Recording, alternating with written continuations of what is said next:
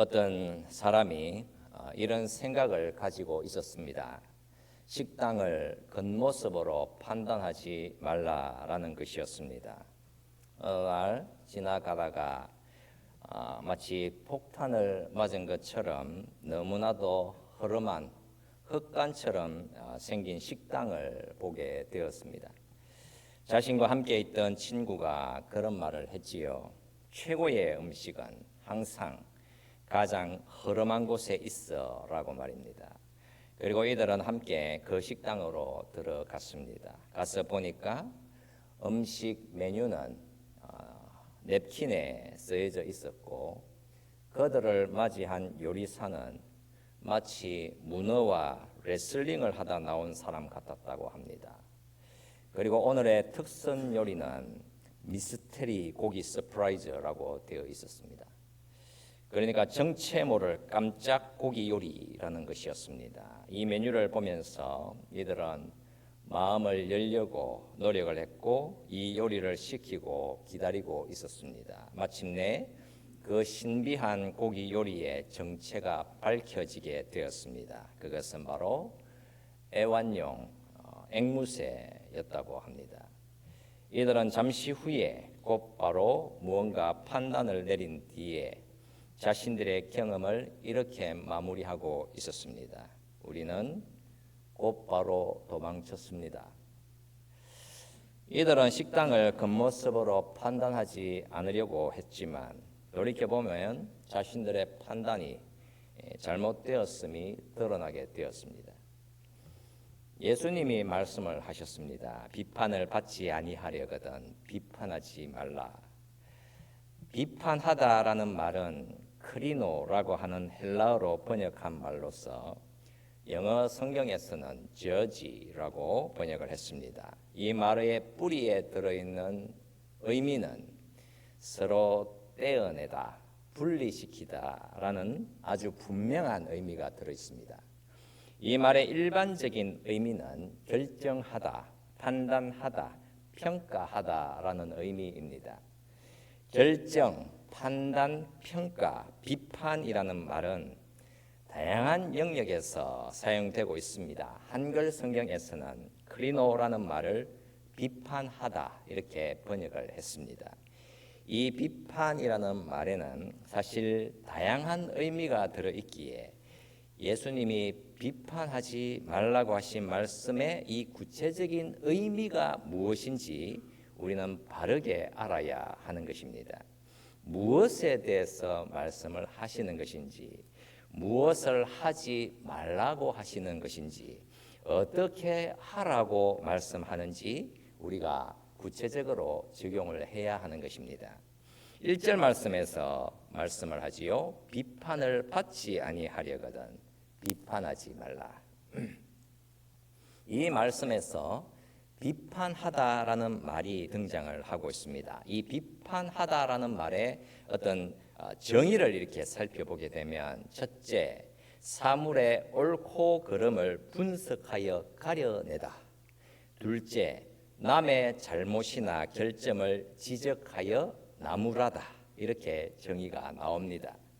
첫 번째 의미는 어떤 대상의 가치를 분석하고 판단한다라는 의미이며 두 번째 의미는 상대방의 잘못이나 문제점을 지적하여서 나무란다라는 것을 의미합니다. 사실상 이런 사전적인 정의로는 예수님이 말씀하시는 의도와 내용을 다 담아낼 수 없습니다.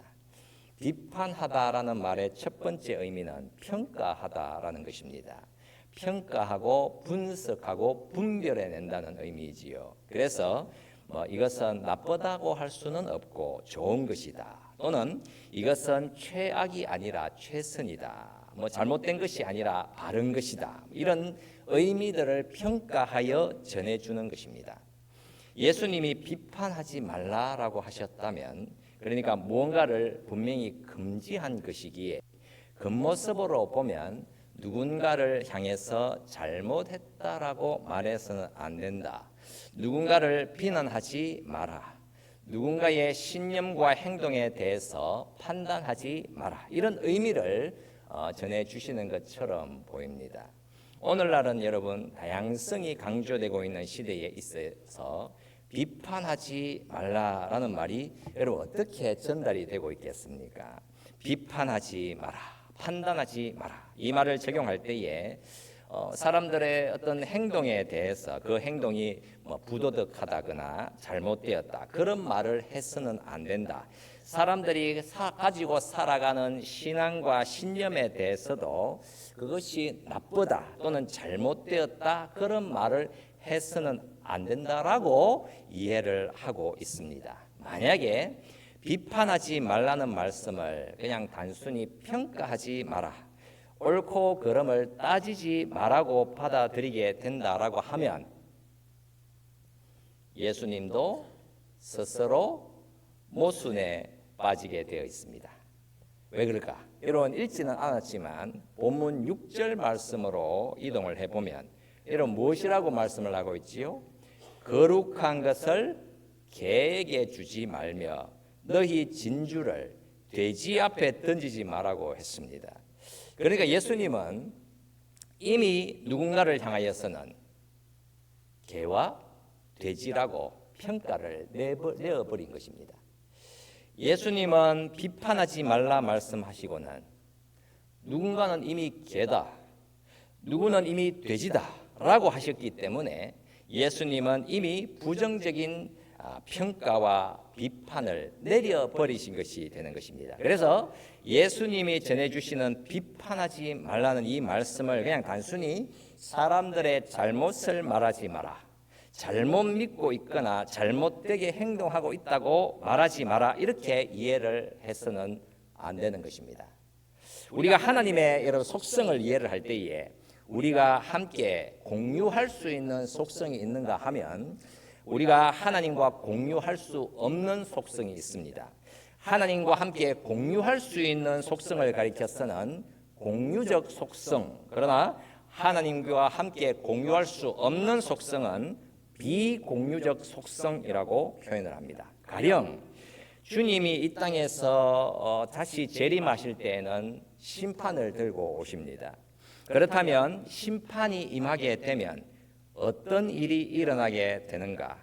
처벌이 있을 것이고 갈라놓음이 있을 것이며 악을 멸하시게 됩니다. 바로 하나님의 이 구체적인 속성은 심판하시다, 정죄하시다라고 하는 속성입니다. 이런 속성은 사람이 행사할 수 없는 것입니다. 그러나 어떻습니까? 무언가를 평가하고 판단하는 것은 우리가 함께 하나님과 공유할 수 있는 하나님의 속성입니다. 그래서 우리가 이 땅에서 참으로 다양한 것을 판단할 수도 있고 평가할 수도 있으며 비판을 할 수도 있습니다. 그러나 정죄할 수는 없습니다. 가령 사도 바울이 로마서 14장 말씀에서 예수님의 이 말씀을 적용을 해서는 네가 어찌하여 네 형제를 비판하느냐, 어찌하여 네 형제를 업신 여기느냐, 우리가 다 하나님의 심판대 앞에 서리라, 이렇게 말씀을 합니다. 비판할 수 있으나 무엇이 잘못된 비판이겠습니까?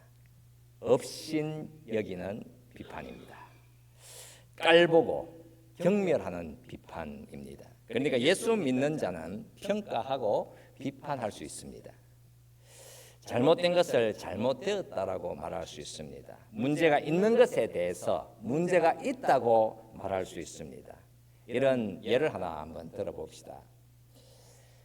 제가 꿈을 꿉니다. 그 꿈에서 보니까 한 사람이 나타났습니다. 그 사람이 나타나서는 꿈속에서 저를 향해서 살려달라고 부르짖고 있습니다. 잠시 후에 그 꿈에서 아주 충격적인 모습을 확인을 하게 되었습니다.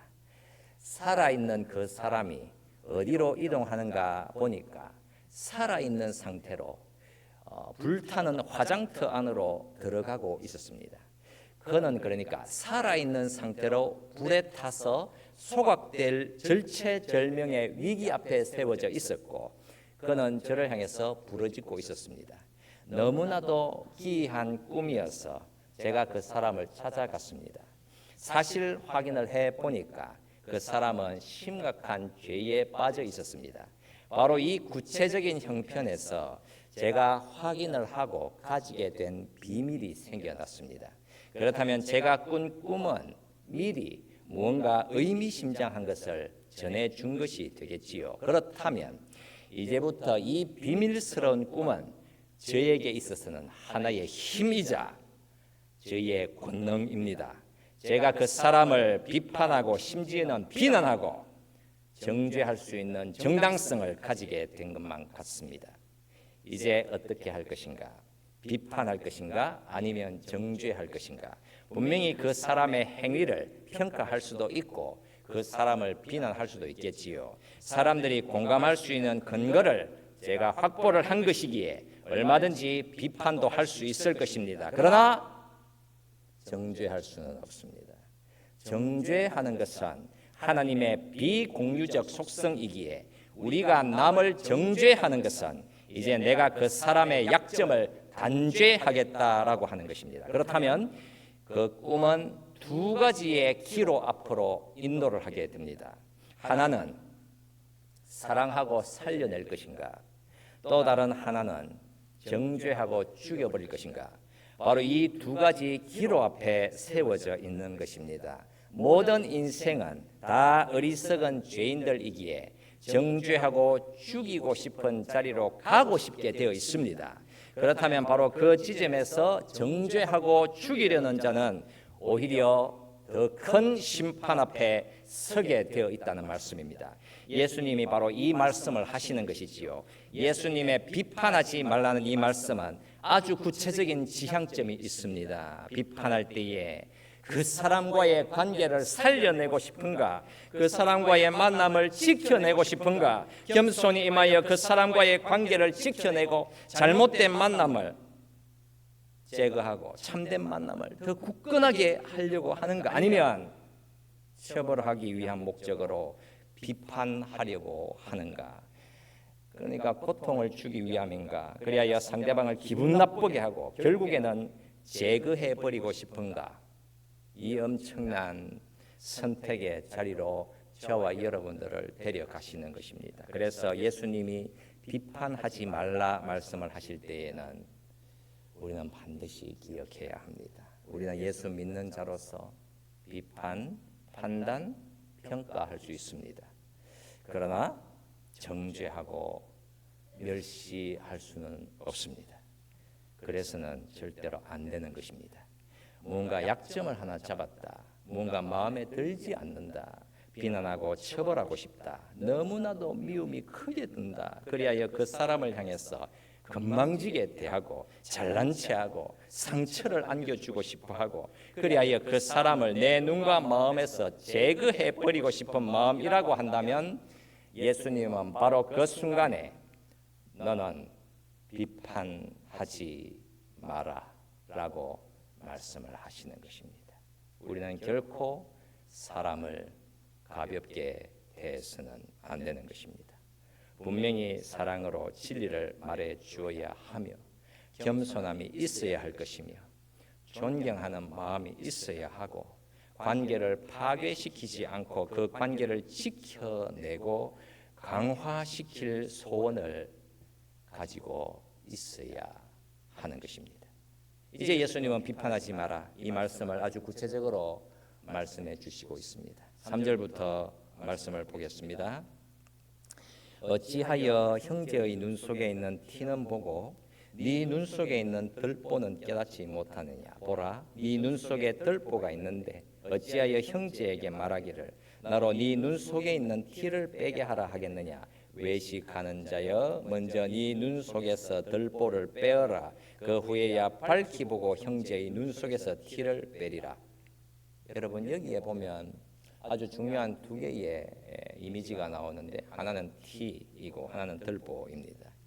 여러분, 티라고 하는 것은 티끌이지요. 작은 먼지, 작은 알갱이를 불과한 것입니다. 들보라고 하는 것은 집을 짓는 데 쓰이는 두꺼운 나무 기둥을 말합니다.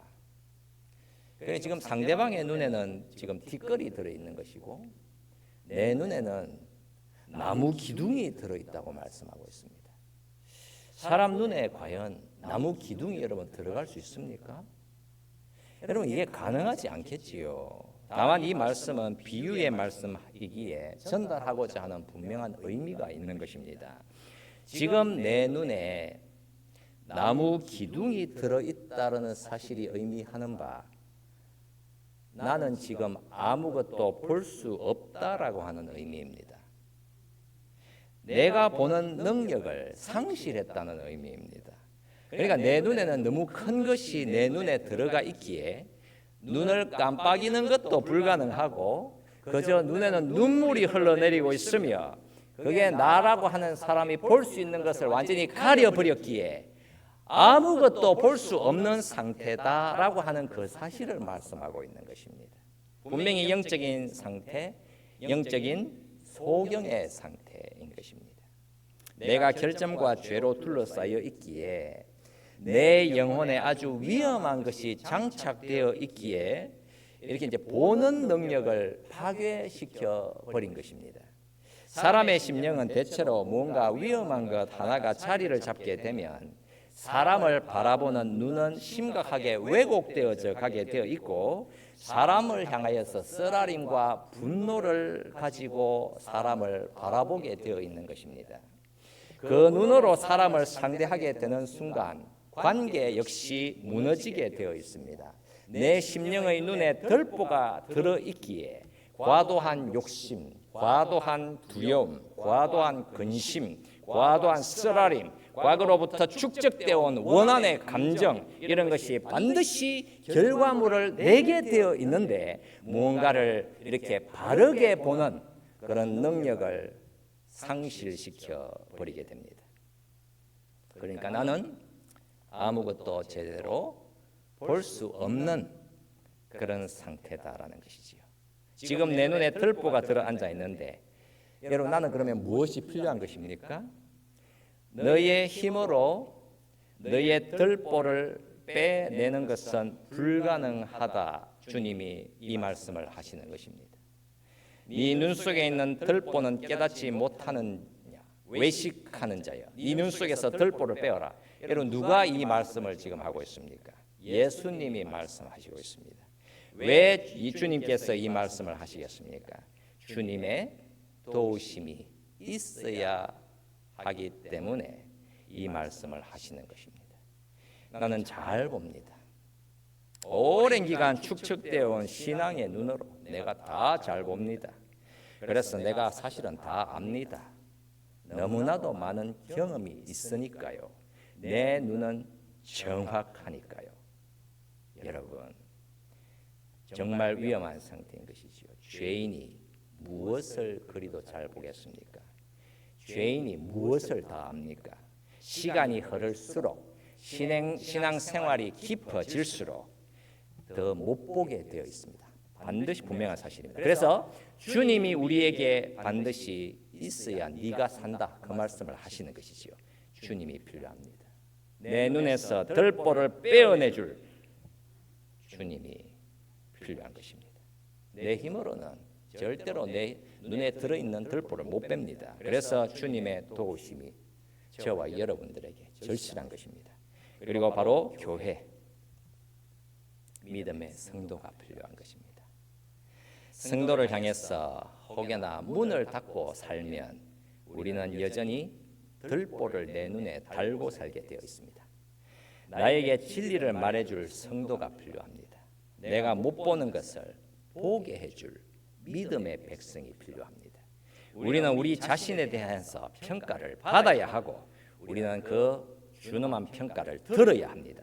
심지어는 나에 대한 결점을 말해줄 성도가 있어야 하며 내 눈에서 내 들보를 빼어내줄 믿음의 성도가 있어야 하는 것입니다. 그런데 성도의 눈에 들어있는 들보를 빼내어 주려고 한다면 여러분 어떻게 해야 합니까? 망치, 드라이버, 칼 여러분 이런 거 들고 와서 그 눈에서 들보를 빼어내주면 되겠습니까? 온유하게 부드럽게 여유를 가져야 하는 것입니다. 나의 잘못을 말해줄 사람이 반드시 있어야 합니다. 내가 그 역할을 수행해야 한다면 나 역시 온유한 마음으로 겸손히 임해야 합니다. 왜 정말 주의를 기울여서 온유하게 상대해야 하겠습니까? 네 눈 속에 있는 들보는 깨닫지 못하느냐라고 주님이 말씀하셨기 때문입니다. 주님께서 이 말씀을 하신 이유는 내가 나의 결점을 보는 것보다 내가 남의 결점을 보는데 훨씬 더 빠르고 적극적이기 때문입니다. 예수님은 이 사실을 지적하고 있습니다. 나의 결점에 대해서는 훨씬 더 관대하지만 내가 남의 결점을 바라보는 것에는 극도로 빠르기 때문입니다. 우리의 시각은 대단히 지금 크게 손상되어서 살아가고 있는 것입니다. 내 죄는 아주 작아 보이지만 남의 죄는 아주 크게 보이는 것입니다. 그러나 티와 들보라는 비유를 우리에게 적용할 때에는 전혀 다르게 적용을 해야 합니다. 나의 눈에 작은 티끌이 있다면 나는 그것을 들보라고 생각해야 합니다. 다른 사람의 눈에 작은 티끌이 있다면 그것을 그냥 티끌이라고 생각해야 합니다. 하지만 내 눈에 티끌이 있다면 이것은 반드시 들보여야만 하는 것입니다. 예수님이 티와 들보를 말씀을 하시면서 비판하지 말라 하시는 이유는 정말 분명한 것입니다. 만약에 나의 죄가 다른 사람들의 죄보다 훨씬 더 크다라는 사실을 내가 못 본다면 나는 절대로 다른 사람을 도와줄 수 없습니다. 우리가 우리 자신의 부족함과 죄악들을 인정을 하지 않고서 남의 결정과 죄를 살펴서 도와주겠다라고 하는 것은 내가 하나님 앞에서 하나님을 속이고 살겠다는 것입니다. 우리는 언제나 우리의 마음이 남들보다는 수천 배는 더 낫다고 여기며 삽니다. 그러니까 내가 나의 자기 중심적인 인생이요, 나의 죄악들, 나의 분노의 마음들, 그리고 이런 거는 우리는 별로 생각도 하지 않고 살아가고 있지 않습니까? 모든 것은 전부 다 저놈이 문제인 것이겠지요. 왜 남의 결점보다 내 결점이 더 크다라는 사실을 못 보고 살아가는 것이겠습니까? 그 이유는 내 마음이 심각하게 잘못되어 있기 때문입니다. 나의 죄, 나의 잘못을 아주 작은 티끌처럼 보며 삽니다. 그 이유는 내 마음의 눈이 이미 왜곡되어져 있고 내 마음이 이미 병들어 있기 때문입니다. 그래서 주님이 하시는 말씀이 네가 다른 사람들의 결점을 도와주고 싶다면 다른 사람들의 죄보다 네 죄가 훨씬 더 크고 중하다라는 사실을 먼저 볼 수 있어야 한다. 바로 그 말씀을 하시는 것입니다. 우리가 주님의 이 말씀의 자리로 나아가게 되면 정말 우리는 하나님 앞에서 그냥 티끌처럼 먼지처럼 겸손해질 수밖에 없습니다. 나의 심령이란 얼마나 교만하며 얼마나 나 중심적이고 나는 얼마나 못된 놈인가, 이런 나에 대한 이 사실을 깨닫고 나의 이런 심령을 분명히 볼 수 있다라고 한다면 사랑과 온유함으로 남들에게 다가가서 그 사람들의 티끌을 진리로 상대해 줄 수 있게 되는 것입니다. 우리가 몸담고 살아가는 이 사회는 거의 다 수치 문화, 명예 문화입니다. 그러니까 우리는 나의 얼굴을 가장 소중하게 생각합니다. 남들 앞에 서 있는 내 모습, 남들 앞에 내 얼굴이 가장 중요한 것입니다. 약한 것과 부족한 것은 숨기고 싶어 합니다. 죄책감을 가지고 있으나 애써 부정하며 드러내려 하지 않습니다. 그래서 남에 대한 비판과 정죄는 그렇게도 잘하지만 나를 들여다보는 것은 그냥 아예 처음부터 거절하는 것입니다. 그래서 예수님이 비판하지 말라 말씀하시면서 네 눈 속에 있는 들보는 깨닫지 못하느냐 말씀을 하실 때에 이 말씀이 저와 여러분들을 비로소 치유해내는 것입니다. 내가 스스로의 힘으로 내 눈에서 나의 들보를 빼어낼 수 없기에 예수님이 나의 도움, 나의 치유, 예수님이 나의 구원이 되시겠다고 말씀하고 있는 것입니다. 예수님이 비판하지 말라 말씀하시는데 여러분 이 동사는 현재 시제로 계속 진행의 의미를 가지고 있습니다. 그 의미하는 바 주 예수 그리스도의 도우심이 없다면 저와 여러분들은 계속해서 잘못되게 비판하게 되어 있다는 것입니다. 계속 비판하고 비난하고 계속 남의 눈에 있는 티끌만 바라보고 있으며 계속해서 분노하고 원망하고 판단하고 정죄하고 죽이려고 달려들면 살아가는 인생. 그렇다면 이런 여러분 치명적인 영적인 현실 앞에서 우리가 마주해야 하는 것은 바로 예수 그리스도의 십자가인 것입니다. 우리의 죄에 대한 저주와 심판이 오직 주님의 십자가 앞에서 완전히 멈추어 섰습니다. 하나님이 이 땅에 내려오셨지요. 하나님이 사람이 되셨습니다. 왜 성육신 하셨습니까? 내 눈에 들보가 들어 있어서 아무것도 볼 수 없는 저와 여러분, 바로 죄인들을 대속해 주시기 위해서 이 땅에 오셨습니다. 모든 것을 다 보시고 하시는 주님께서 나의 허물과 나의 죄를 담당하시기 위해서 이 땅에 오셨습니다.